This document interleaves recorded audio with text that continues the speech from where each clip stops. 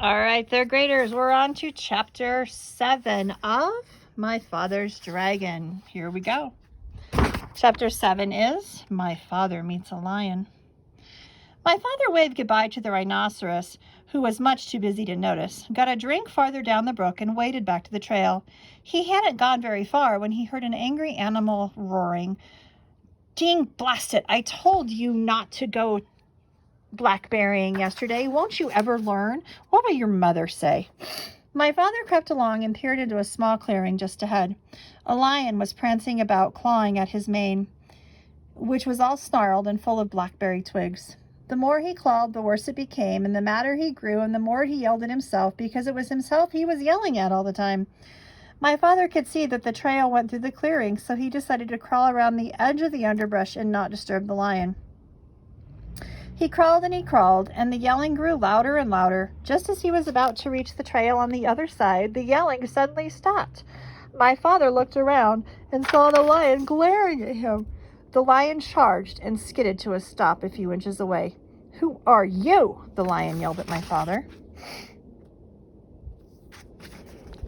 "My name is Elmer Elevator. Where do you think you're going?" "I'm going home," said my father. "That's what you think," said the lion. "Ordinarily, I'd save you for afternoon tea, but I happen to be upset enough and hungry enough to eat you right now." And he picked up my father in his front paws to feel how fat he was. My father said, "Oh, please, lion, before you eat me, tell me why you are so particularly upset today." "It's my mane," said the lion, as he was figuring out how many bites a little boy would make. "You see what a dreadful mess it is, and I don't seem to be able to do anything about it. My mother is coming over on the dragon this afternoon, and if she sees me this way, I'm afraid she'll stop my allowance. She can't stand messy manes, but I'm going to eat you now, so it won't make any difference to you." "Oh, wait a minute," said my father, "and I'll give you just the things you need to make your mane all tidy and beautiful. I have them here in my pack." "You do?" said the lion. "Well, give them to me, and perhaps I'll save you for afternoon tea after all." And he put my father down on the ground. My father opened the pack and took out the comb and the brush and the 7 hair ribbons of different colors. "Look," he said, "I'll show you what to do on your forelock where you can watch me. First you brush a while, and then you comb, and then you brush again, and then until all the twigs and snarls are gone. Then you divide it up in 3 and braid it like this and tie a ribbon around the end."